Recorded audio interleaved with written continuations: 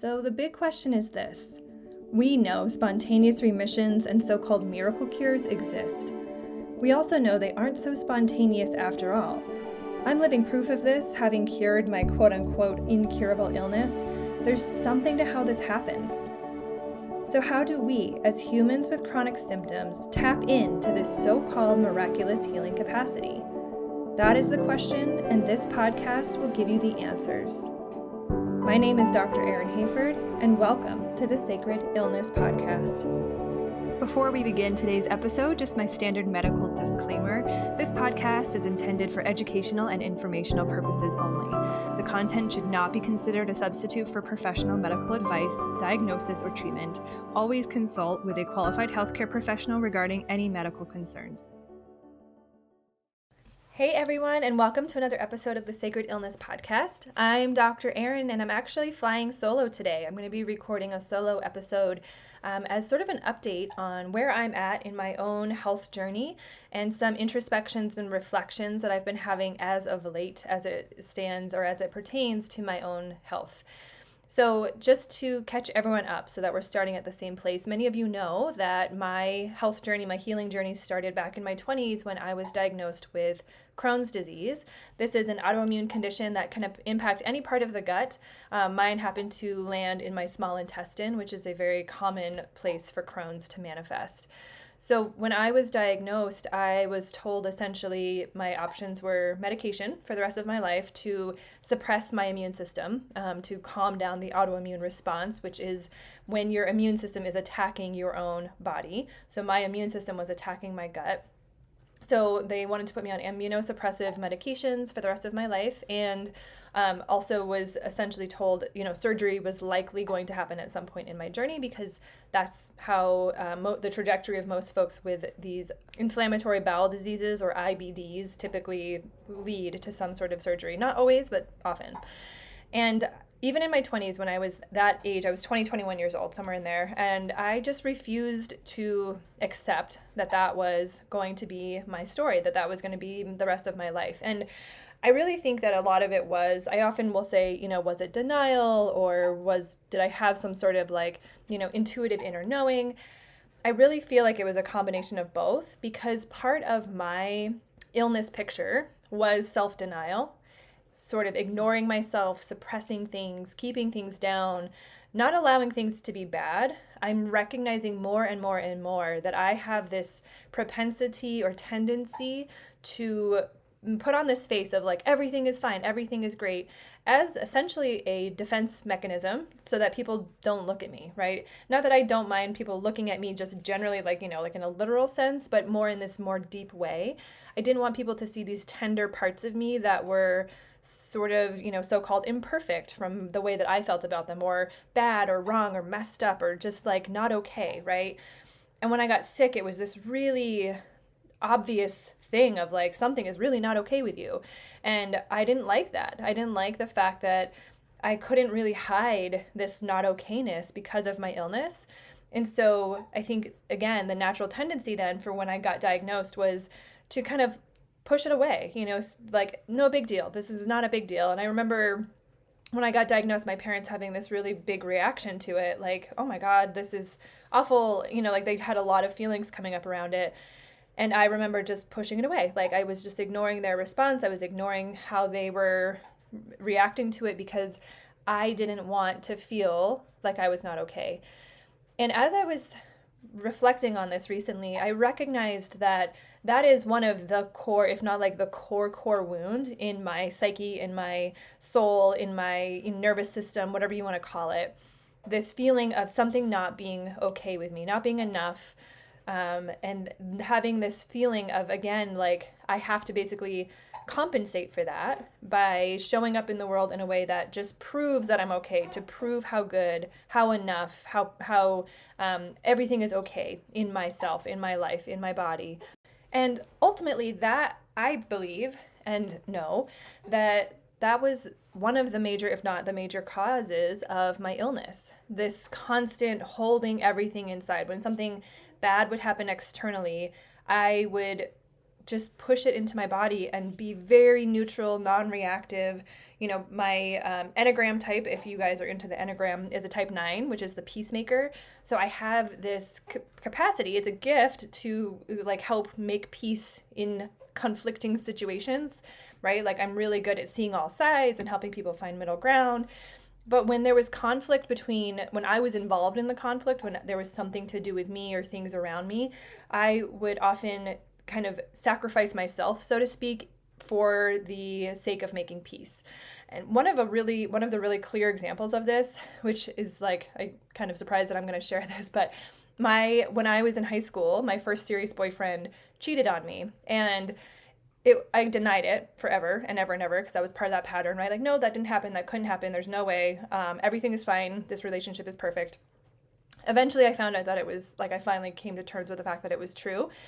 And I was at a party. It was like we had all graduated high school. Everyone was going their separate ways. And it was like the last hurrah for my class. And so I was at this party, and the girl that my boyfriend cheated on with was there. And I made a point to go up to her and give her a hug and be like, it's all good. It's all good. Don't worry about it, right? Like, not that she even cared because she wasn't even trying to like make up with me or make amends with me. But that internal drive, that peacemaker inside of me for everything to be okay and no one to be mad and for me to be completely like, just this okay person in everyone's eyes. Like I had this deep desire to make things okay with her before I left. And I feel like for me, again, on reflection, it just shows like how extreme that need was for me to be okay, to feel okay, for things to be at peace, for there to not be conflict, and for me to essentially compensate or overcompensate for this internal story of you're not okay, there's something really wrong with you. So where are we now, right? So this is my story. That was a lot of the internal limiting beliefs that I carried that eventually manifested into my disease. When I got diagnosed with my disease, with Crohn's disease, I fell into that pattern again. It's fine. Nothing to see here, folks. But something inside of me still got turned on in terms of thinking like, well, but what is this? And how can I truly make it okay? How can I truly transmute this darkness, so to speak, this pain, this discomfort, this disease that's inside of my body? Undeniably so. I had incredible symptoms, right? I think that's why I hated it so much, is because there was no denying that I was sick. I couldn't go anywhere without being sure there was a bathroom nearby, or going out to eat or eating food. I just was constantly like bloated and uncomfortable. It ruined everything. Like I just could not have a normal life because of my Crohn's. So there was no denying that it was there. So there was this interesting dynamic of like my body being like, hello, hello, hello, like very obviously trying to get my attention. And my compensation of like, everything is fine, everything is fine, everything is fine, trying to come back on top of that. And they were at odds for a very, very long time. And despite me denying it or trying to suppress it or cover it up, it was almost like through the way that I was responding to it, it was forcing me to find ways to actually make it fine. It was like, okay, if you really want to be fine, if you really want people to think that you're okay, you've got to actually do something about it this time, because your normal way of dealing with this is not working. Like technically things were working out okay in my life up until that point, like me denying that things were bad, me denying that I was upset, denying my anger, denying, boundaries or whatever that was in order to make peace and make people happy and be okay, be enough for everybody. That was working to an extent. Like I wasn't having any sort of like negative reactions per se. Obviously, I was deeply unhappy at my core because of that pattern I was living. But I wasn't sick, right? And so then when I got sick, suddenly that pattern, that way of being in the world, that compensation was no longer working. I could not do it because the symptoms were so significant. And so in a sense, my illness forced me into, okay, again, if you're truly going to pretend like everything's fine, or if you're truly, going to show up as if everything is fine, it actually has to be fine this time, because you can't keep playing this game, right? You can't pretend that things are fine and then run to the bathroom 5 seconds later. So long story short, I went, I studied all these different modalities. I started to study nutrition, herbal medicine, naturopathic medicine, and then eventually got into the mind-body world, which is where I found figured out that I had experienced childhood trauma and that my nervous system was wired for survival, and constantly being in that dynamic of pretending like everything was fine and overcompensating and being the peacemaker and being who people needed me to be was what was making me sick. That was, at the end of this extensive search for what is truly going to make me okay, this is what I found. And that's what led into the sacred illness paradigm that I now teach, et cetera, et cetera. I'll get to that later. Anyway, point being, most recently, in the last month, I guess it's been a month, this is August 16th, 2024 that I'm recording this, so sometime in July, I had a flare-up. And so when I first got sick, it was bad. Like, I was very sick. I was very weak. I was incredibly anemic. I couldn't, like I said, get away from a bathroom. Like, no foods were tolerable. I just felt terrible all the time. So it was significant and I couldn't ignore it. I've had like little things here and there. But when I say that my condition went into remission once I figured out the mind-body piece, I mean that I was having normal bowel movements. I wasn't bloated all the time. I could eat pretty much anything without there being a reaction. I didn't have constant pain. So like I said, my Crohn's was in my intestine, and it was specifically in the area of my right hip, which is an intersection where your small intestine meets your large intestine. And so right in that area, I had constant pain, swelling, super tender to the touch. Like, it just was an angry part of my body. So that was part of all of the initial disease presentation. And so when I started to work on the mind-body piece and, work on lifestyle and all the things that came together to help heal my condition, all of those things went away.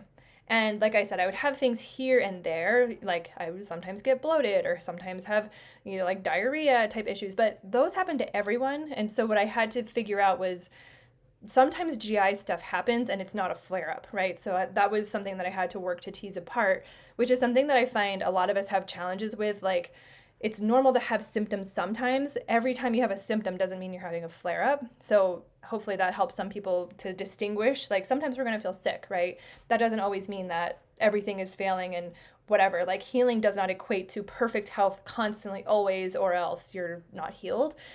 So I would have GI symptoms, but it was not a flare-up. So hopefully that distinction makes sense. However, last month I had a flare-up and the way I'm distinguishing that is because I was having pain in that area. It was tender to the touch. It was inflamed. I could feel it. I was very bloated. I was having a lot of food intolerances that I used to have. Like, onions and garlic were just huge no-nos for me back when I was sick. And I suddenly was not tolerating them again, which we cook a lot with garlic powder and onion powder and things like that in our food. So it was very obvious that I was not tolerating them. Bowel changes, right? And in brain fog, tiredness, muscle aches and pains that I used to have all came back. And I initially was kind of horrified because I teach this for a living, right? All of my work is built around this idea that we can heal our bodies. And so I was like, oh my God, I'm a fraud. I am a literal fraud because I teach this and yet here I am sick. What do I do? And it's interesting because I've done a lot of work. I've come a long way in my journey. I've come a lot, who I was when I first got sick is not who I am now. I'm a very different person. However, that sneaky little old coping mechanism of pretending like everything was fine came back immediately. And I was kind of shocked to observe that. And because of the work I've done, I was able to have kind of an objective perspective on what was happening. I was observing the way in which I was, kind of thinking and feeling about everything that was happening. And I was seeing myself kind of instantaneously move into this space of I have to pretend like this isn't happening. No one can know. I didn't even want my husband to know at first. I was terrified for him to know. I didn't want anyone to know because I wanted the option of not letting on that I'm not perfect, right? So that compensation of I'm fine, everything is fine, don't worry about me, don't look at me, there's nothing wrong here, I'm happy, life is good, ha ha ha, right? That was kind of I wanted to have that option in case I decided to in case it ended quickly and I could just pretend like it never happened. After a few days, so I sat with it for a few days of freaking out, oh my God, I can't believe this is happening, I'm such a fraud, blah, blah, blah. I started to recognize, it's almost like I had to remind myself of the work that I do. So the first thing I had to remember was I don't talk about healing in the sense of, like I said earlier, perfection. Like when someone quote unquote heals their body, that doesn't mean that you are symptom free forever and ever and ever for the rest of your life. It also doesn't mean that you can't have flare ups. Healed does not mean perfection, because that just does not exist.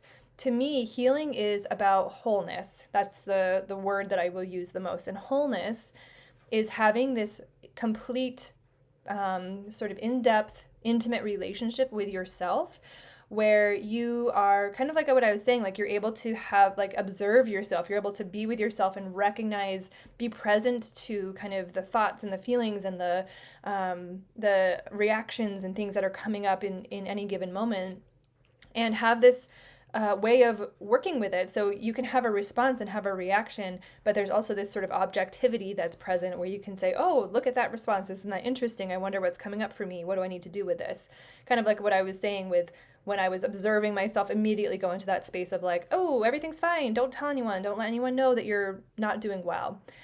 And so I recognized that, okay, wholeness can actually include flare-ups, because when you allow for wholeness to be your definition of healed, it basically means that you are allowing imperfections as much as so-called perfections, right? Wholeness is encompassing all of what it means to be human, and not denying it, not pushing it away, not having unhealthy, so to speak, coping mechanisms, right? It's about allowing things to be what they are. I feel like that is really the epitome of the work that I do, is helping people really feel at home with who you are right now, with how things are showing up right now, and recognizing that everything, literally everything in your body and in your mind and in the way that you are showing up in the world right now is there for a reason. And so when I was able to give myself some of my own medicine, I was reflecting back on, well, okay, so my illness is flaring up. And when I think about this, when I think about the work that I do, what is the reason for that? Okay, well, clearly there's a nervous system piece, because that's what I found before. And when I worked on that nervous system piece before and started regulating my system and helping to release a lot of these limiting beliefs and things that were keeping me stuck in a state of survival, that's when I got relief. So what is it that's putting my system into survival right now? Why is my system more often than not in a state of activation, in a state of fight or flight? What is causing my system to activate, to basically start turning on itself again, turning on this autoimmune reaction? What am I holding in my body that's not coming out?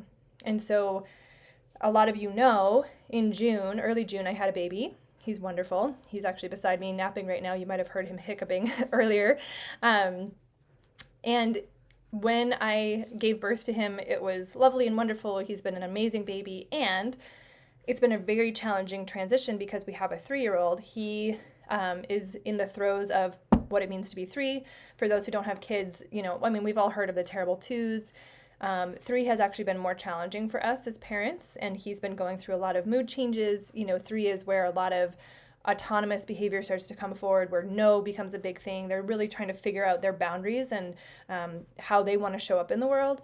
And so we've just been butting heads a lot. There's a lot of anger, there's a lot of yelling, there's a lot of tantrums, there's a lot of big reactions. And toddlers, really, human beings up until the age of 25 are developing their nervous system in their brain. Those things are not done developing until 25 years old.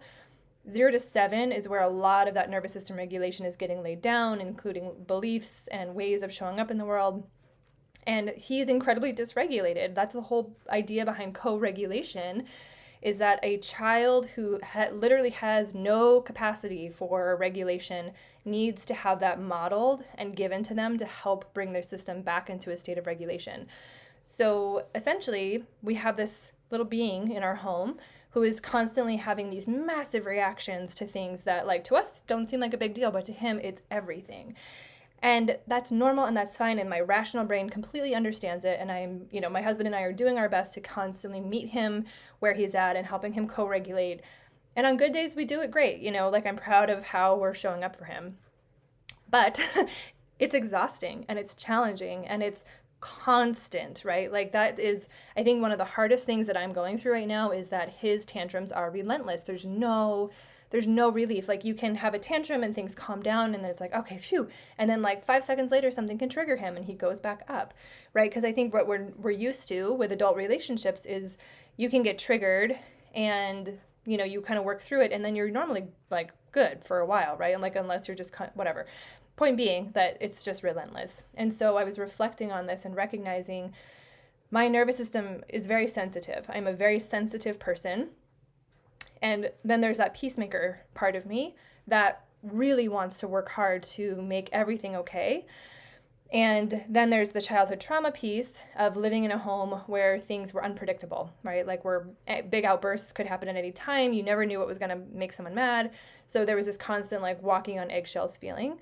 So it's basically this perfect storm that came together. And the reason I mentioned giving birth to my new son is because, as anyone who has more than one child will know, bringing another kid into the house is a big deal. It's a huge adjustment. So you have already this dysregulated nervous system that's trying to figure out the world in general. And then you bring in like a sibling who all of a sudden, parents are not completely giving you all the attention and some is going over to this other little boy. It's a lot. So his tantrums kind of escalated to a higher level. And so it's this perfect storm of constantly being around something that is reminiscent of childhood, that walking on eggshells feeling, my complete incapacity to make the peace, right? There's nothing I can do to make it stop. Like, it's not like you help a child co-regulate and you teach them how to regulate and then that's it. That's not how that works, unfortunately, right? It's this constant ongoing endeavor. And so my whole thing as a child was, as the peacemaker child, I would do things to appease whoever was upset, and it worked, right? And then things were good and calm, and it was like, okay, phew, I did my job, things are calm. And in this world that I'm in now, when that job is not working, when I can't make the peace, when I can't make things calm, it feels very activating to my system. It triggers a lot of wounds. There's a lot going on in my system. So all of those things came together to basically put my nervous system into a chronic state of fight or flight. And so I think, just for definition's sake, we hear a lot thrown out on the internet like dysregulated nervous system, dysregulated, regulated, blah, blah, blah. A dysregulated nervous system, just so we're all speaking the same language, is one in which a person is in a state of fight or flight more often than in a state of calm. A regulated nervous system includes fight or flight. So it's normal to get triggered, to go into a state of activation and then to come back down, and to get into a state of activation and come back down. That's normal. There's no, again, kind of like that definition of healing is wholeness. There's no world in which we don't get triggered and we don't get activated and we don't move into a state of fight or flight. We don't have anger. That's not possible. And I feel like anyone who's teaching otherwise, like, that's spiritual bypassing, right? Like this love and light, peace and love, just positive thoughts only, that's bypassing the reality of what it means to be human. And so a regulated nervous system will move into states of fight or flight and sometimes freeze, depending on what's going on. That is a healthy, normal, necessary reaction to the world. But the point is that it's not happening constant or more often than you are in a state of calm. So having a state of calm be your baseline is regulated. Having activation be your baseline is dysregulation. So we definitely have periods of calm in our home, thank God, right? We definitely have periods where everyone's calm and mellow and we're all getting along and it's happy and wonderful. And actually those moments are becoming more and more as we're figuring out our groove as a family of 4, as my son is kind of starting to get the hang of his emotions and what to do with it. Things are starting to shift. That was not the case a month ago, and that was a lot of where my own dysregulation started to come in. And so I was reflecting on this too, because again, I teach regulation as a living, right? Like, I'm teaching nervous system regulation, I'm teaching what that means, how to achieve it, etc. And so I was like, okay, so again, am I a failure because I'm not able to regulate my nervous system? I'm getting dysregulated. I'm moving into a state of chronic activation because of what's happening in my world. And I think what I, have kind of been reflecting on and sitting with is this idea of life is life. There are going to be times in our lives where we get thrown into these situations that we've never experienced before. And depending on the context and what's happening in the situation, it's very likely and possible that we can become dysregulated. And when that happens, our symptoms are going to come back, most likely, because that is, for me at least, the experience of a dysregulated nervous system. When I'm dysregulated, I have symptoms. that's how it shows up in my body. And I think a lot of that, again, is because of how I learned how to cope with stuff. It's like push it down, ignore it, pretend like everything is fine, so that my body is keeping the score, holding on to all that stuff, and eventually is like, okay, hello, you need to tune in. This is not working. You can't do this. This is not an effective way to manage your illness or to manage your life, really. And so again, this sacred illness paradigm that I came to eventually is exactly that. It's saying that illness is this sacred invitation for you to tune in and reevaluate what is going on in my life that it's causing me to be in this constant state of activation. What is not safe in my world? What is not conducive to a calm state, a calm way of being? I think the unfortunate reality is, a lot of us are just in that state because of the way the world is, where we have to work like 2 jobs just to make ends meet. And, there's traffic and there's violence and the things we see on the media and the way just the powers that be, the systemic violence that happens, right, is just, it's immense. And so it's very normal for so many of us to be in a chronic state of activation because of that. Part of my goal with this work that I do and the why I talk about it and why I'm teaching it is to help us see the dysfunction in our world and the way that we're reacting to it, find the ways in which to create safety in the day-to-day lives that we have as much as we can, to find that safety, to find those safe harbors, to find those safe people. And collectively, when more and more and more of us understand that our lives are not conducive to the health and the happiness and the love that we are deserving, we can together work to shift that paradigm, right? Because, like the medical paradigm is certainly not conducive to supporting health in the way that we want. The political, I'm not even going to go there, but the political paradigm, right, is just not conducive to really truly supporting us in the way that we need. And so anyway, the point being is that the more of us who understand, like, we can actually shift things, there is a way for us to feel happy and healthy and whole in this life, the better, because we can work together to create this world that we want.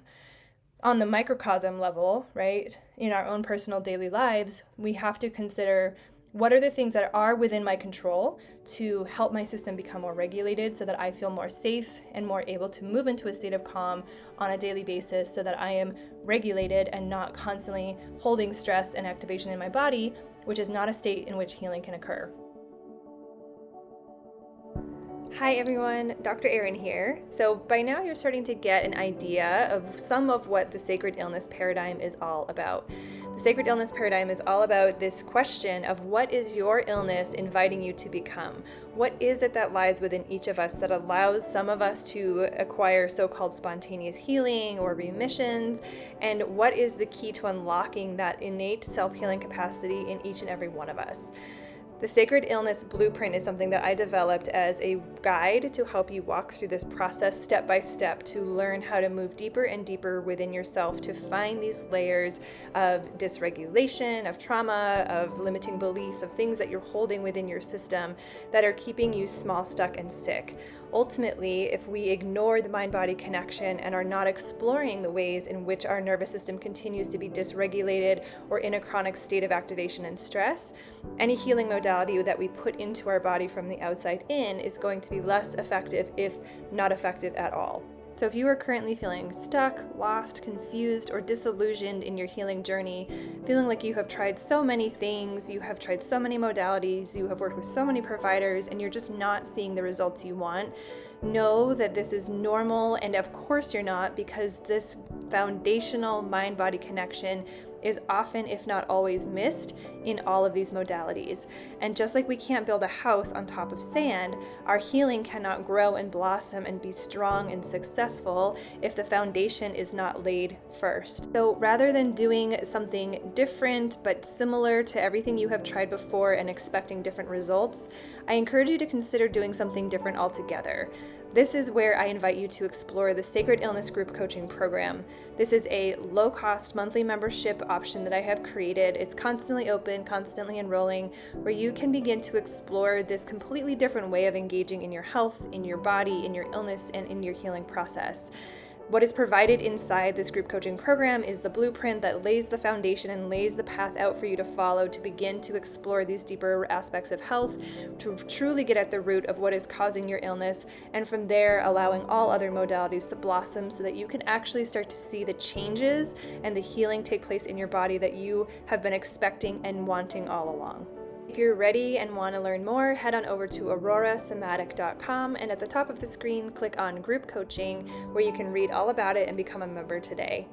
I can't wait to see you on the inside, and for now, let's get back to the podcast.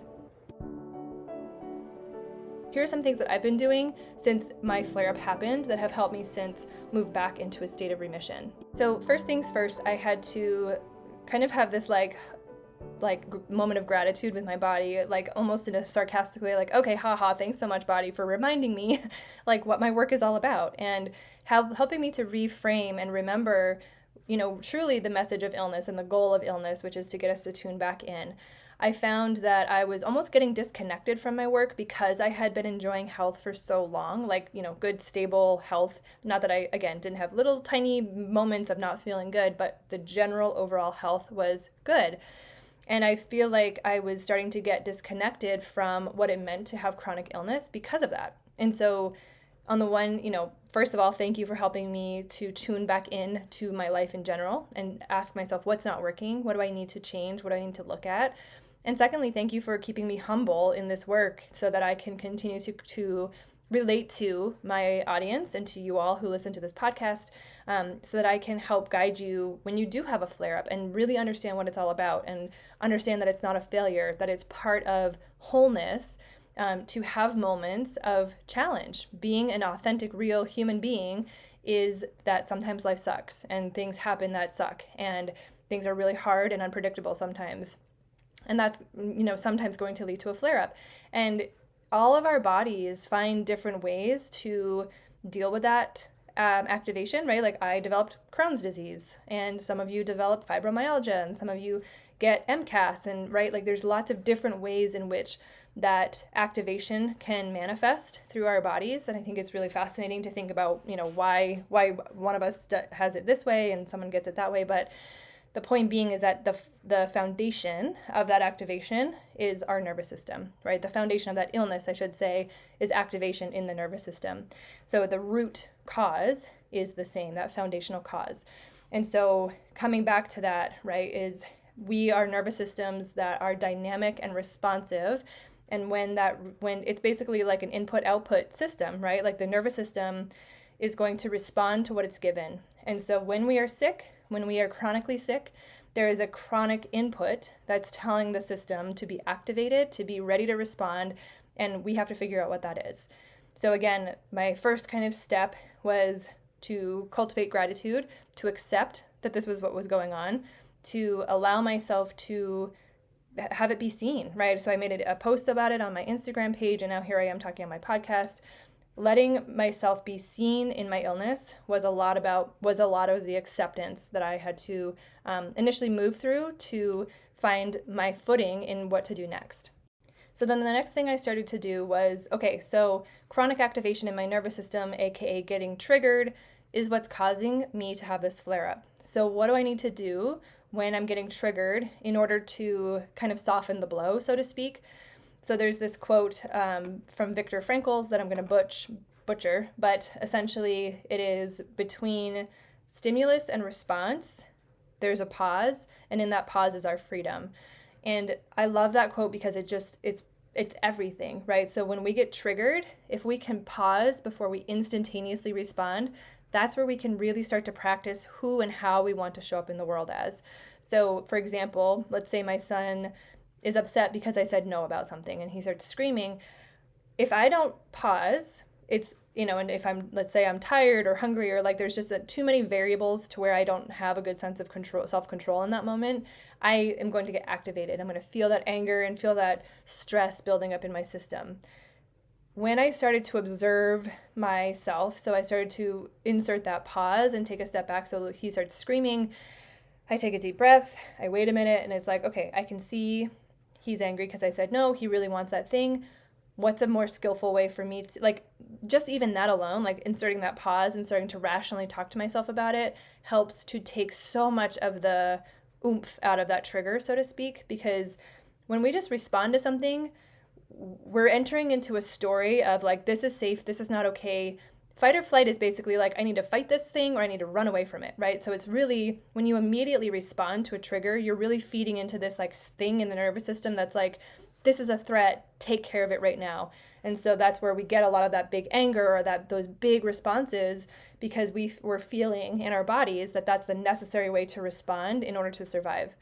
When the threat is a 3-year-old, right, it's not actually a threat. Like, he's not actually a threat to my safety. So when I'm able to slow down and pause and rationally think like, okay, he's mad because I wouldn't let him like play with that toy or whatever. That's understandable. I would probably be mad too if I really wanted to play with something and someone told me no. So then I'm able to get down on his level and have a conversation with him. But that pause is so essential to me calming down and not allowing that activation to be, to grow, to like get bigger and bigger and bigger, right? So I'm basically trying to to interrupt that cycle of constant dysregulation, of constantly moving into fight or flight by inserting that pause. So that's step 2. Step 3 is just general like lifestyle stuff. Am I sleeping enough? Am I eating enough? Am I getting enough water? Am I getting outside? Am I engaging in things that bring me joy? No, basically no to all of those things. And sometimes, again, this is life, right? Like, I have a newborn, sleep is going to be a little different.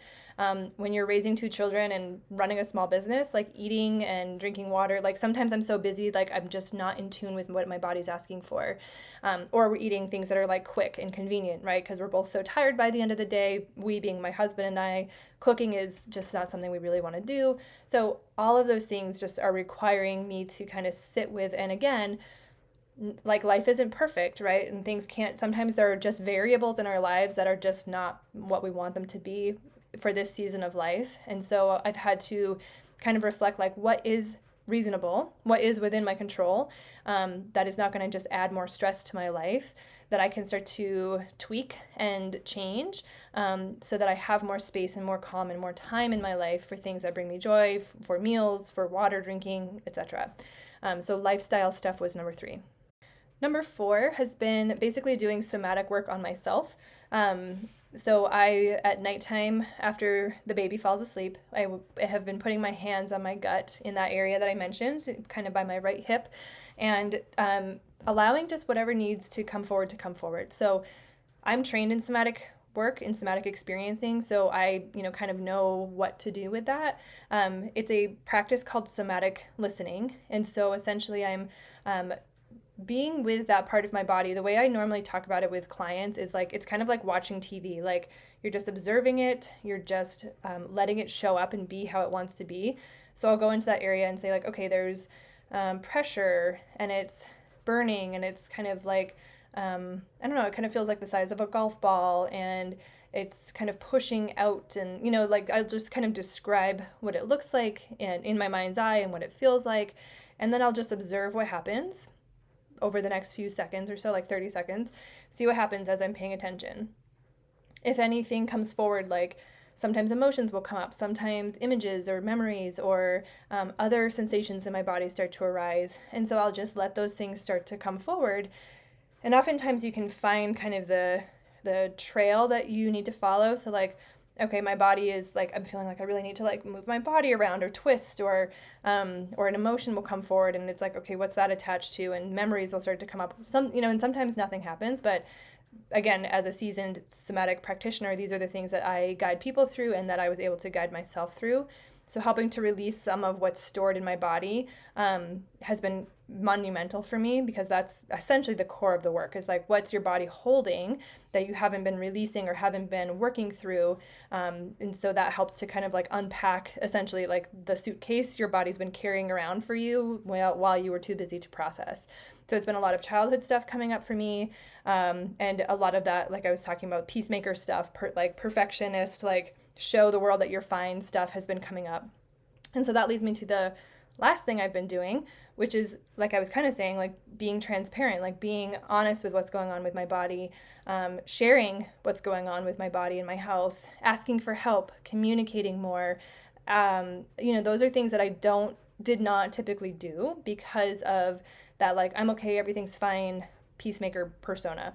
And so being transparent, speaking about it, being really real, like, I'm just so grateful for this opportunity to be more myself, be more authentic, and to be imperfect. Like, I can't even explain how nice it feels to be like, I'm sick. Hey, everyone, look at me, I'm sick. Like, it actually feels really good to my system to let people see it. And I think that's part of like the medicine that I've been missing in my own healing journey. Again, not that I've had a flare up for a really long time, and I'm so grateful for that. And this flare up came at a very crucial point in the work that I'm doing, I think it really helped me see this next layer of, like really being seen on this more intimate, deep level. Because even though I've been transparent about the work and what I do and how things have kind of, moved through my life and how I was able to achieve remission, there's always this weird like professional thing that I'm battling as a doctor and as someone who's in this position of helping others. Like in medical school, you're taught to be very separate from your patients. Like, you don't want to form relationships. You can't tell them things about your life. And I understand that in a more clinical setting, but I think generally, like, me as an authentic person is much more open and transparent than that. Like, I like to have intimate relationships with people. I don't like surface conversations. I like to get to know someone. And it's not like in my sessions with people, I'm like, here's my life story, let's make it all about me. Obviously not, right? But in general, as a person that is putting medicine out into the world, the more authentic I am, the more real that I am about who I am and my experiences, just the better it feels for me.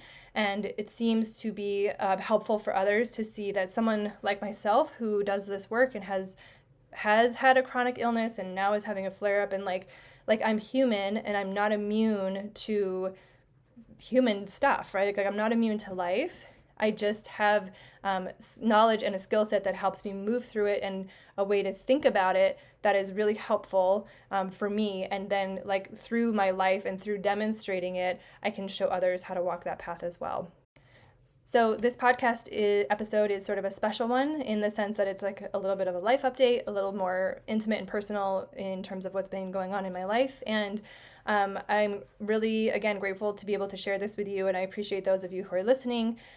If this was inspiring to you or helpful, I would love to know. If you want to drop a comment or send me a message, I would just love to hear if you saw yourself in this story, maybe even what you do when you're experiencing a flare-up. But just to really put a kind of like a final cherry on top of this episode, I want to say to really remember that your body is a communication. Your symptoms are a communication. Your body is this beautiful, dynamic, responsive system that is taking things in constantly, even beneath our awareness, right? That subconscious kind of communication that our body is constantly having with the world.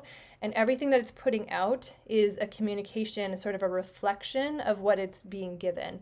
And so if things are feeling imbalanced or painful or unwell, then there is this need to reflect on, what is my body responding to that is keeping it in a state of activation that's not feeling good? What stories has it been told? What beliefs am I carrying? What sort of things are not in alignment with who I really am? How am I not showing up in the world in a way that is not really true to who I am? And it's tricky. It's sneaky, right? Like, here I am, I'm almost 20 years down the road from my diagnosis, my initial diagnosis, and I'm just now recognizing how, even though I've known that belief about myself of like, I have to show up and be perfect and please everyone and make peace, I still was behaving in ways that was sort of not still in alignment with that belief, right? And so it can be really tricky to really continue to take those beliefs off and show up in the world in a different way. And so I think that's why it's so important and helpful to have objective people in your life to help you kind of continue to explore those layers and continue your journey. Even if you feel like you know it all and have done so much, it's so different to know something and then to embody it. And I think that's the constant work for all of us, is to take what we know and to bring it into our bodies and to then live that out into the world, out in the open. So thanks for being here, and we'll see you next week. Thanks so much for tuning in to another episode of the Sacred Illness Podcast. If you find this information shared here inspirational and educational, please share it with those you think would benefit from this work. To take this work deeper yourself, check out our website, www.aurorasomatic.com, where you can explore our coaching, community, and course options. And don't forget to subscribe to this channel where new content is coming out all the time, intended to inspire, awaken, and help you deepen your relationship with yourself, your life, and your world. We'll see you next time.